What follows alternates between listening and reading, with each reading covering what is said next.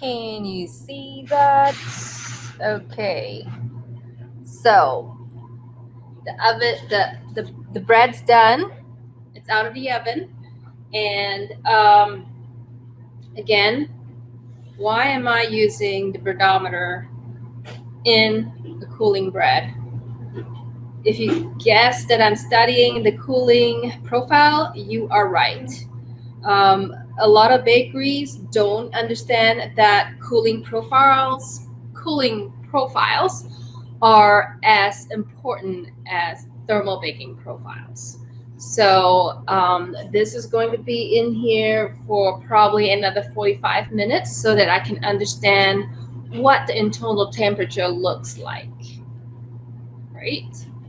So let's see.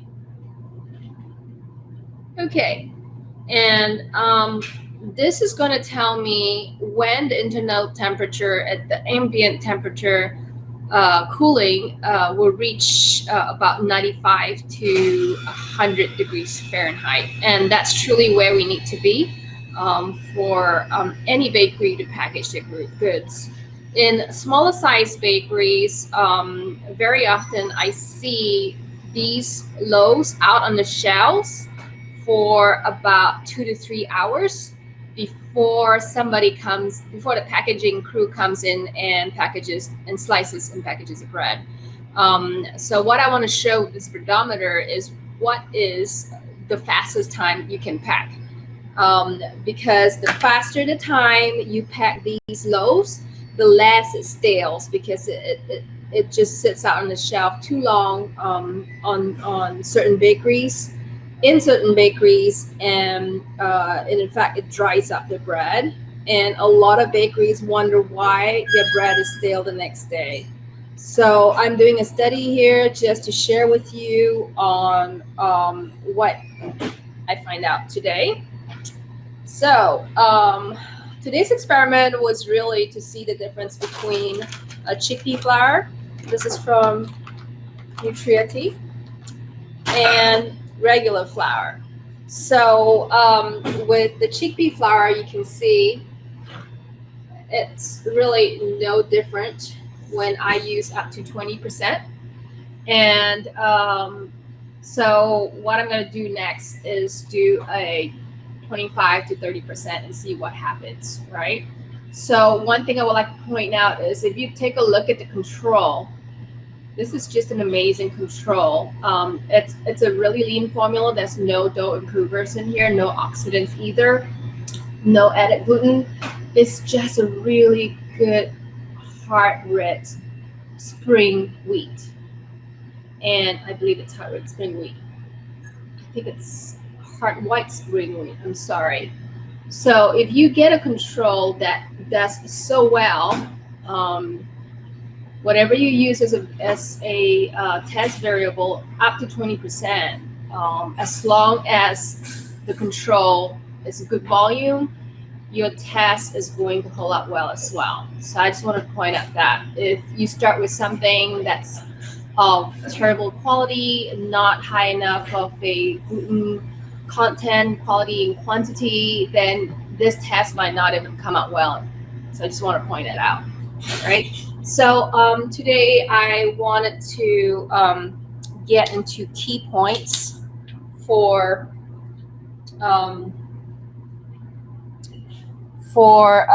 brioche bun production. So the question is, what are your tips for producing brioche bread? Okay, so I have 4 tips. The first one is really important. It's just ingredient. The main ingredients for brioche buns are, can you guess? Did you say butter and eggs? Yes, it's butter and eggs, real butter and real eggs.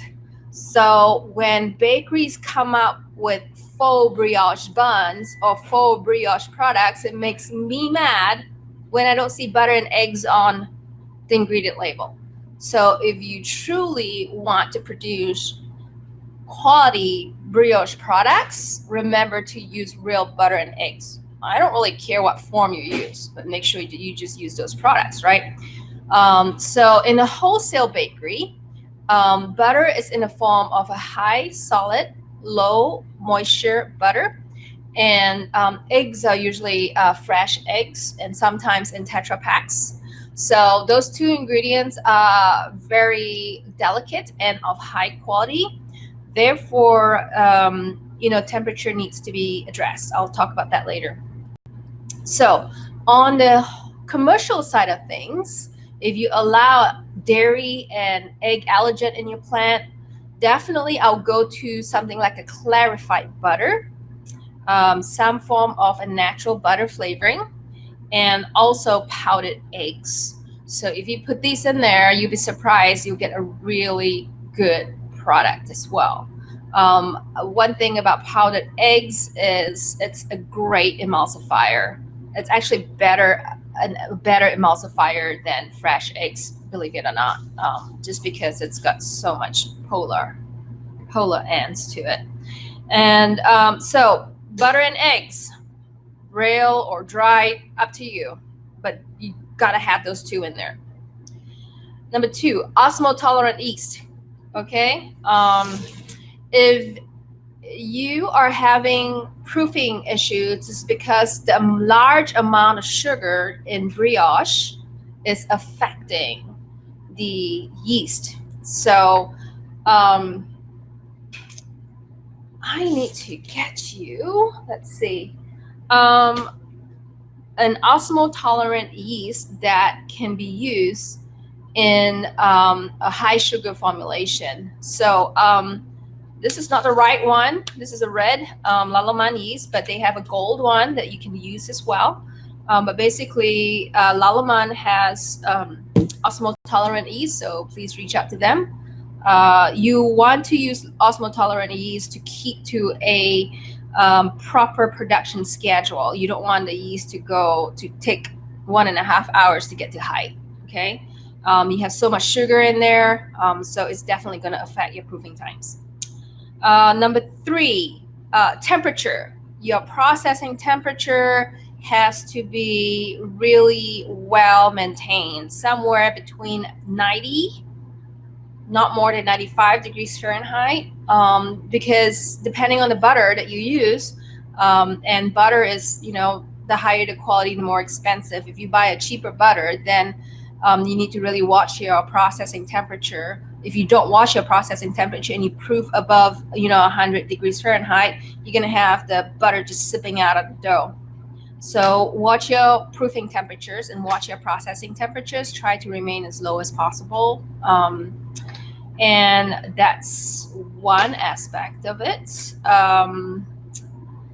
The last important tip for brioche production is egg wash. Preferably in wholesale scenario, the egg wash is placed onto the brioche buns before the oven. And that's fine. You can use Tetra Pak, eggs to do that. But however, in a commercial situation, you cannot put egg wash before the oven, mainly because you will kill your pans. You don't want to kill your pans with egg wash. The best scenario in that aspect is to depan the brioche bread or brioche bun, and then have some kind of a glaze, like a sunset glaze, which is really a non-allergenic product. A sunset glaze to really put the glaze, the shine on top of the brioche. So that's an alternative there. You can get sunset glaze from Parados. So yeah, you could try that. So definitely butter, eggs, osmotolerant yeast, watch your temperature, and an egg wash. So these 4 tips will give you a really good brioche product, either at the wholesale situation or the commercial situation. All right, so I'm gonna give these loaves some time to cool. And when they are cool, I am going to slice them in front of you and talk about the thermal profile and talk about the cooling profile, so that you can have an understanding of what happens, when the bread is baked and then cooled. And then we will show the crumb difference between the chickpea flour and the 100% wheat flour. All right. I'll talk to you soon later. Bye.